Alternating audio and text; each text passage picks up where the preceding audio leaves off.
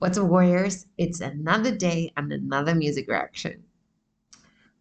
We are reacting to another VVIP Patreon request from Randy. So lately we've been on the Bob Seger train and I've not been disappointed, not a single time. So tonight we're reacting to a song called Like a Rock. And I see Bob is actually featuring another band called the Silver Bullet Band. So I don't know who the Silver Bullet Band is. I don't think I know.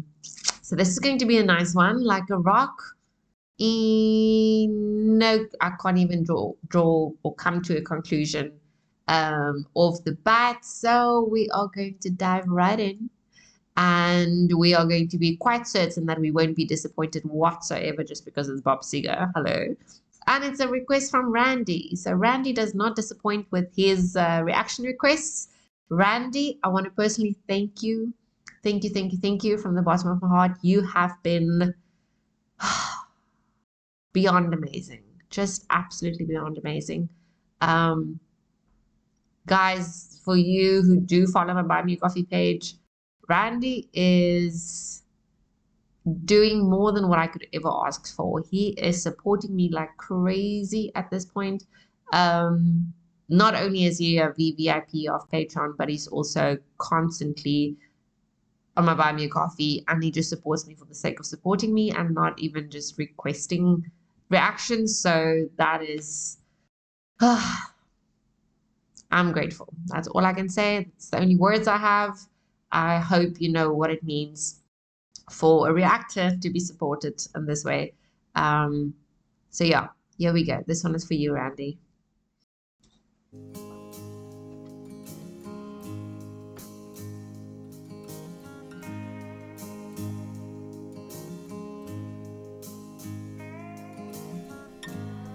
Stood there boldly, sweating in the sun. Felt like a million. Oh, I like the car. I won one. The height of summer, I'd never felt that strong. Like a rock.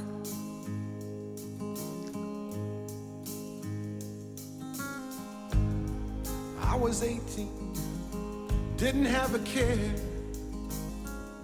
Working for peanuts, not a dime to spare.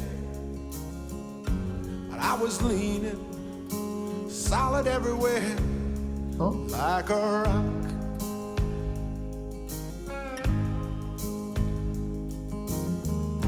My hands were steady, my eyes were clear and bright.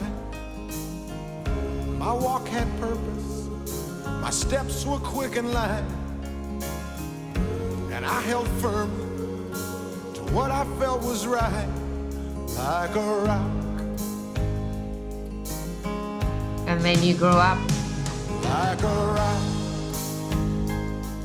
I was strong as I could be, like a rock. Nothing ever got to me, like a rock. I was something to see, like a rock.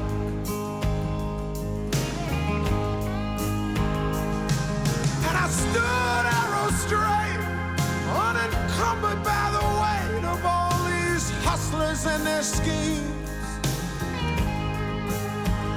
I stood proud, I stood tall, high above it all. I still believed in my dreams.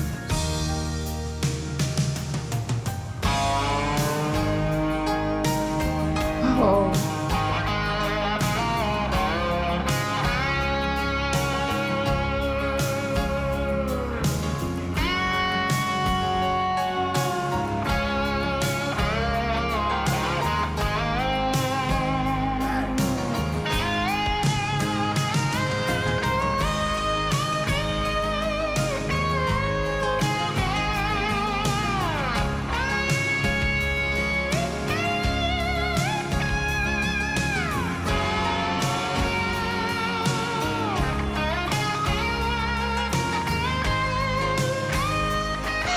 Passionate.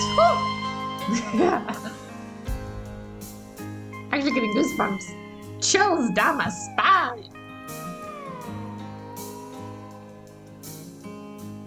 Kids were on fire back then. 20 years now, where'd they go? 20 years, I don't know. I sit and I wonder sometimes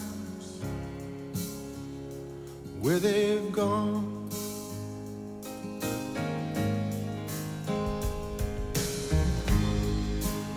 And sometimes late at night, oh, when I'm bathed in the firelight, the moon comes calling a ghostly white. Let's pause right there. So, did you guys hear when he said bathing in the firelight? So, that's very much a man thing.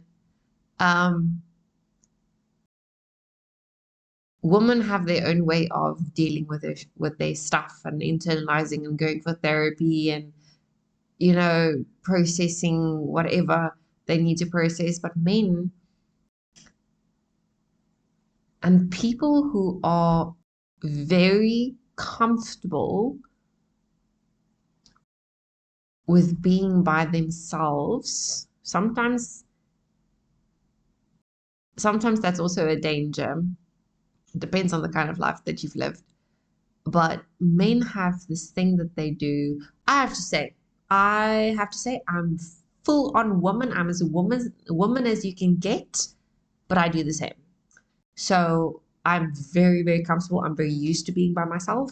And I will just sit by a fire or stand by a fire and I will stay into it for hours and hours and hours in dead silence. I wouldn't need to speak to anyone.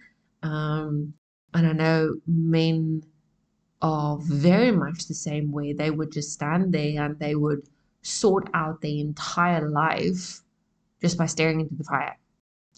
So they will compartmentalize all their problems, everything that they need to do, all their secrets, all their pain, all their hurdles that they need to, or the wars that they wage inside, everything. Like, have you guys seen? I mean, sometimes, especially at a braai or a campfire, whatever, a man holds his beer bottle to his chest, maybe one hand on the hip or in the pocket, and he just stands there and he just stares into the fire. And I have observed this all my life. And then the other day, I read something about how it is that you would rather, women won't do that. Women would go sit by each other, or they'll go be in the kitchen, or they'll go prepare the food, or they'll just sit and chat and gossip and do whatever the hell it is that women do. But not the men. And then the men would sometimes, they only speak a few words if they're not very talkative, or all the men will just stand and stare into the fire, which is crazy because they don't need more. They don't need to talk about senseless things like women do. And you guys can hate all you want. I mean, go just look in the mirror. Go just think about how you spent your last visit to the camping site or to a braai or whatever. Everyone talks. But men are different. And I like that. Like, I think I made a joke with Ark this week. Not Ark, Art. I made a joke with Art this week. Because he said the number one rule about feelings is you do not talk about them. So that rule only applies to men. Because, yeah, like women tend to cling on to whatever it is that a man says about his feelings. And then for the next 75 years, she will bring it up and they will argue about it. And I mean, it's going to be the exception. There's going to be a wonderful woman who does not do that. Because we hold on to things. It is just how we are wired. Okay. So I told Art, you know what? I love the mystery about a man, but I also love a man who can at least share some feelings, just level with his woman.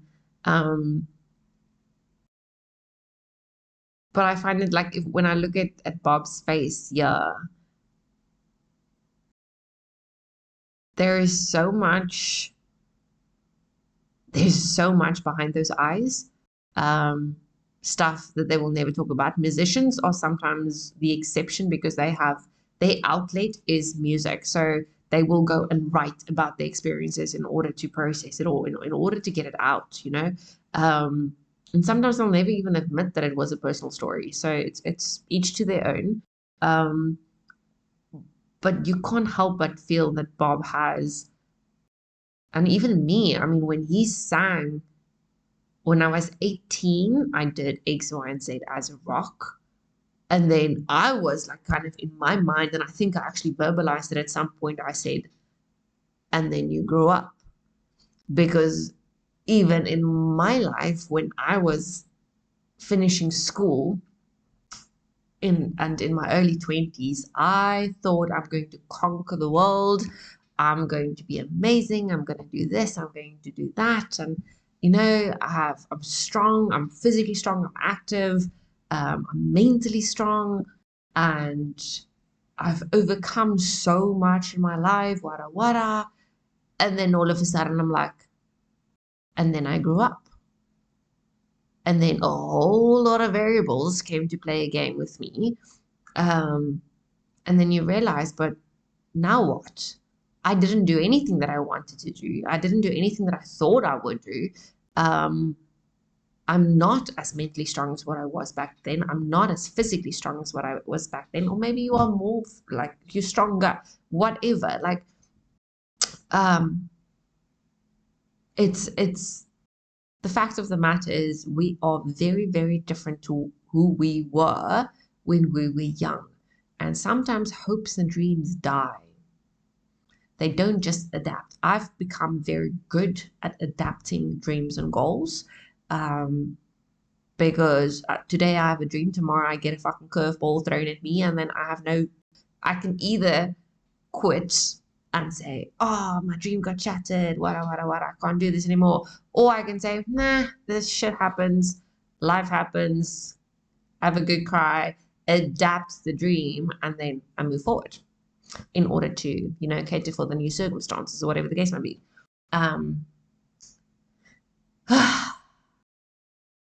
I'm rambling, but I really, really, really, really feel and relate with Bob in this song, I have to say. Yeah, it's making me really sad, actually. Because I can verbalize what just a silly example now, how I experienced it, for instance. But for men, it's very different. And no, I don't discriminate. Women, you can comment. I mean, if you feel the exact same, if you also stand by fire and compartmentalize and work through your feelings and in quiet time in silence or whatever without having to talk to anyone else, do let me know. I mean, it would be amazing to know that there's other women who's exactly the same. Probably more introverts that would process that way. But yeah, let's continue watching before I continue rambling.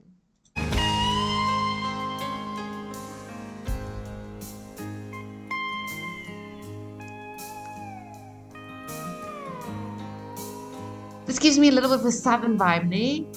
Country, maybe. I never know the difference between country and southern. Where'd they go?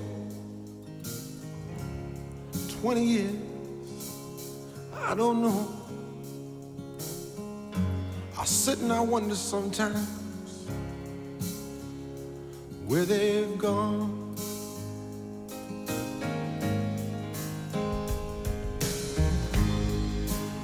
And sometimes late at night,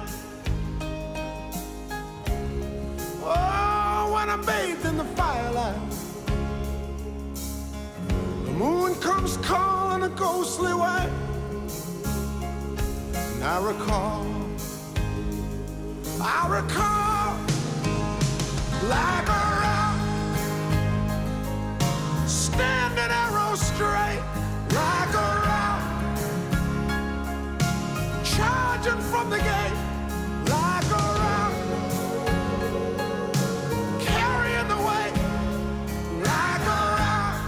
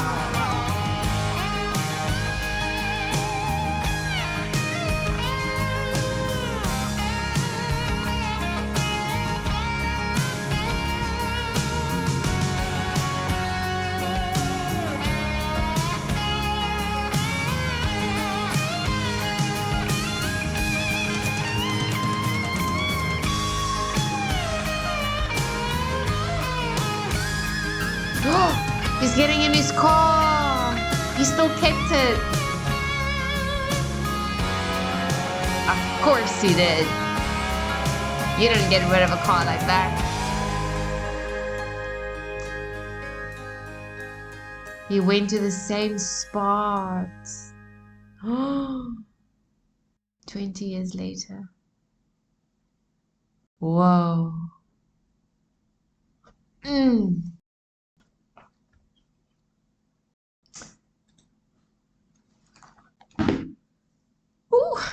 Okay.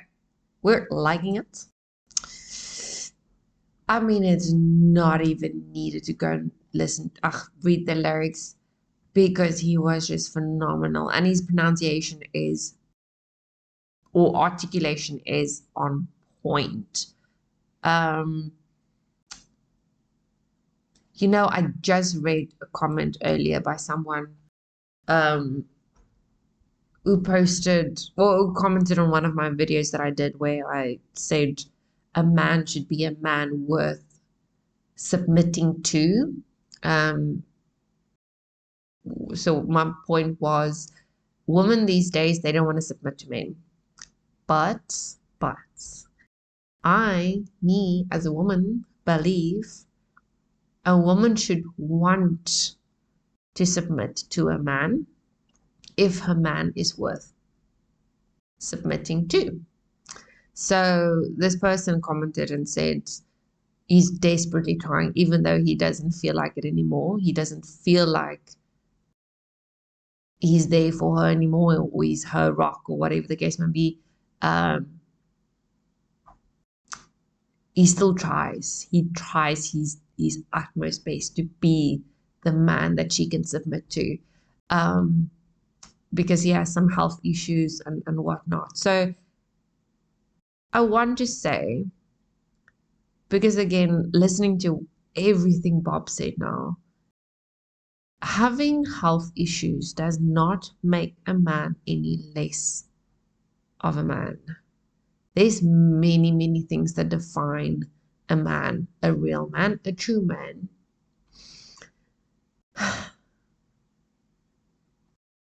Not a man by the 2025 social standards. We're not breeding men anymore. So just because you have an health issue doesn't mean you're not a man. Doesn't mean you're not a man to your woman, your wife, your girlfriend.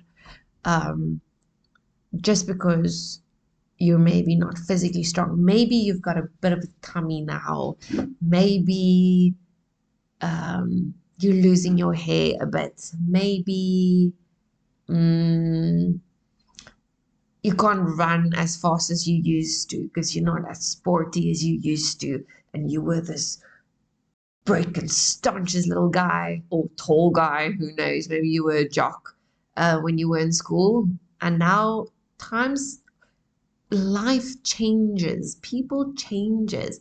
What makes a man and what defines a man is character and values and morals and his honor, which goes back to character. So physical appearance, physical health, yes, you want to be strong, yes. Again, if you listen to me, you need to know this. I'm very old school, as in very. I think I should have been born maybe in the 20s, 1920s, who knows, or in the 1800s. But I still believe a man is a protector. I still believe a man should be the warrior of his household, and he is a warrior. So I want to feel protected. I want to feel safe. I want to feel like if I'm too lazy to stand on my tippy toes to reach for something on the shelf, I want my man to come and fetch it, and help me.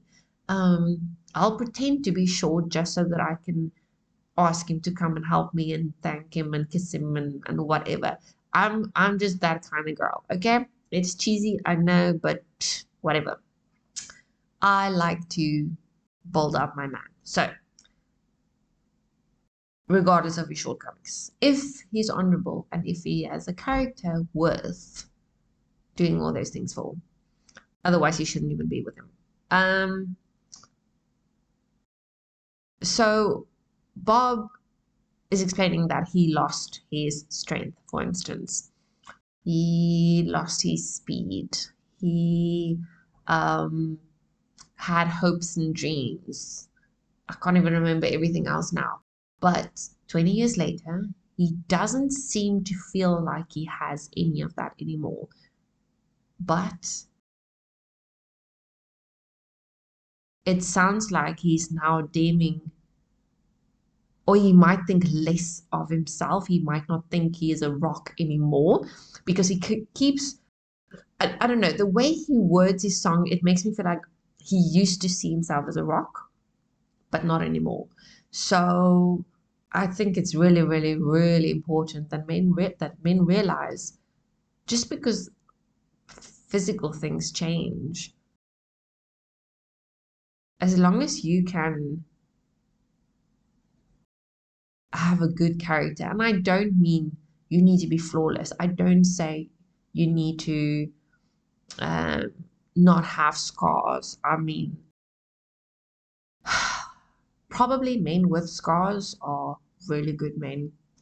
They're probably the best men because you guys would have learned lessons. You guys would have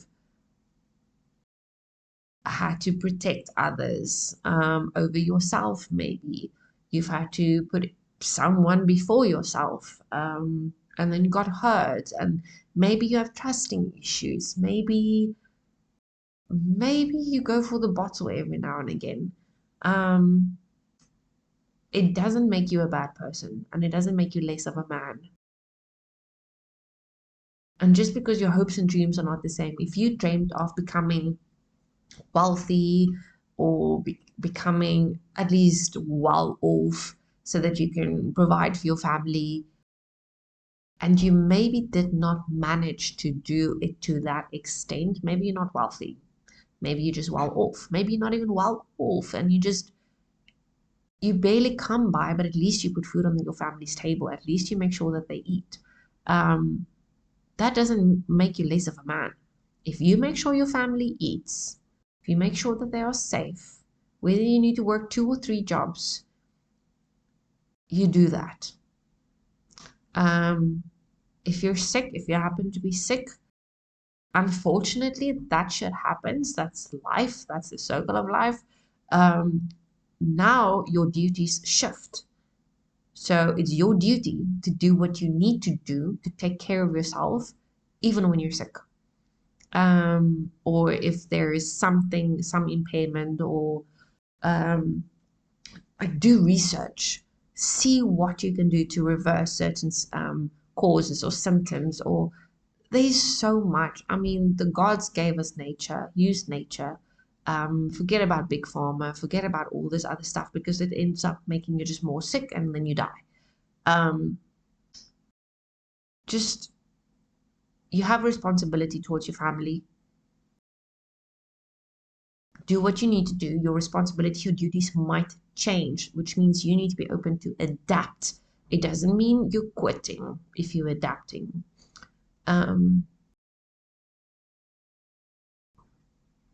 I just really think it's time.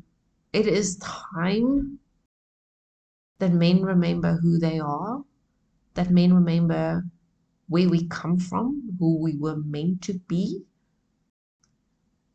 that they remember men used to be the warriors of their villages. They used to be the protectors of their villages. They took care of their family, took care of the village. If shit goes down, they are there on the front lines. No one touches the woman and the kids. That was the duties back then. And then even though times have changed, I mean, we've been fed all this information for hundreds of years, and finally we're at the point where, I don't know, men think it's okay to have pink hair and sit at home and look after the babies. That's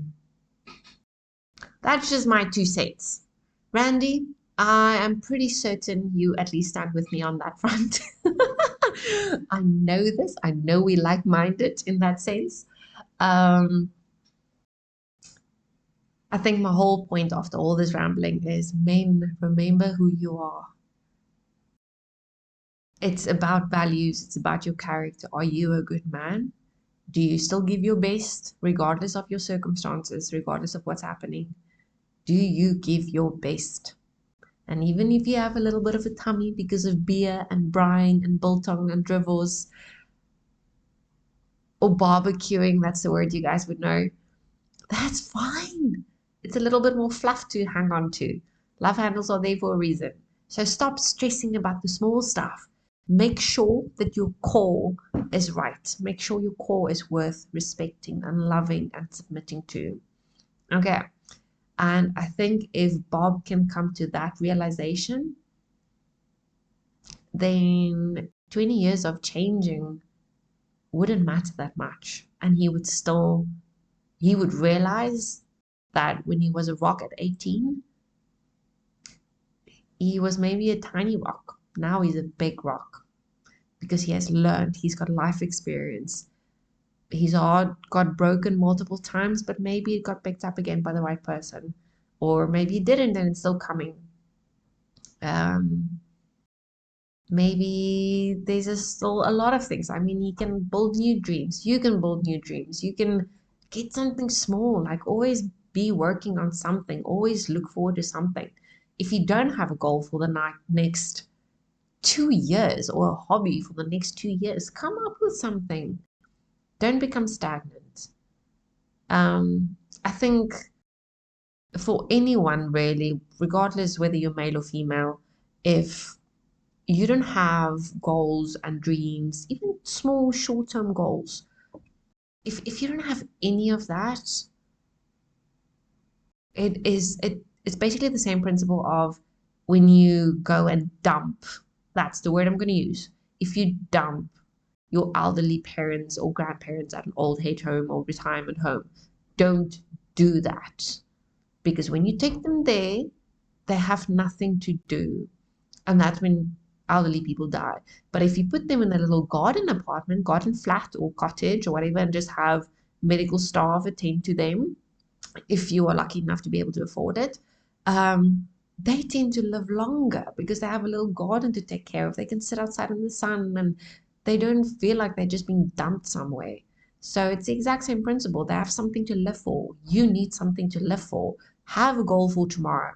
Do something stupid, something small, something silly, and you'll feel so accomplished after you've actually achieved it. And if you don't, it's fine. Push it to the next day.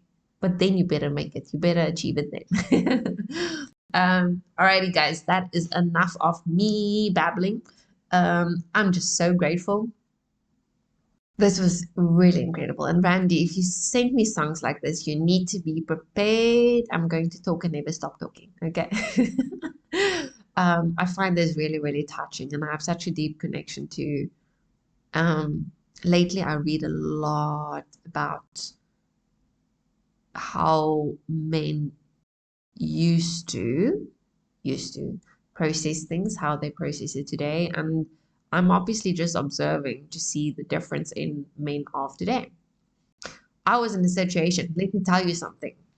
I was in a situation 3 weeks ago, where I went to town, crossed the road. I can't remember if I even told the story to anyone. Crossed the road, and this man, homeless man, approaches me, doesn't share my skin color, and will only matter in a few seconds when I tell you why. He approaches me and I thought to myself, okay, he's probably going to ask me for a job now. So I quickly think, do I need some work done by my house? I mean, I could potentially ask him to cut the grass for me and at least give him some money and maybe a plate of food or whatever. But no, he told me he struggles. I'm like, okay. And then he said, so you, being me, need to buy me. And he starts listing a grocery list of what I need to buy him. And then I thought to myself, but hell to the no. I work for my fucking money. I work really hard. Guys, I work 3 jobs. I work 3 jobs 2 of them is for myself. The third job is literally just so I can pay the taxes for my first and second job. That's how it works in my country. The tax rate is excruciatingly high, and there's 0 services that come our way. Not to mention the crime. I mean, we don't even have safety. But in any case, we pay taxes, 40% taxes. So I thought to myself, I'm not buying this guy nothing. He could have asked for a job, but then he wanted to tell me, yeah, but it's so difficult to find a job in this place. And I'm like, I can think of a few jobs that you can make happen. I work for myself. I make it freaking work. And then he says, no. Life is tough for the black man. It's not tough for the white man. You are white. You need to give me what I say. I'm like, excuse me. Excuse me. Now I'm standing, mind you, I'm standing in the middle of a road, middle of traffic, and he's approaching me. The more I create distance, I'm trying to scan him over to see if he has any weapons. Am I in immediate danger? Or if he comes at me, can I just knock him the fuck out?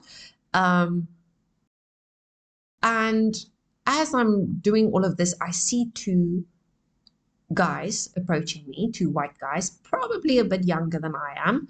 I'm guessing high 20s, maybe 30. And I look at them, and for a split second, I feel relief. I feel like, okay, cool. They're going to come. They're going to help me. They're going to step in and ask me if I'm okay, if this guy's bugging me.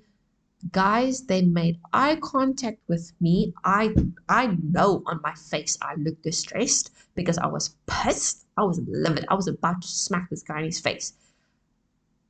And then, because you don't come with the racist card. Don't come, and because I'm white, I need to do certain things for you because you're a different color. I'm sorry.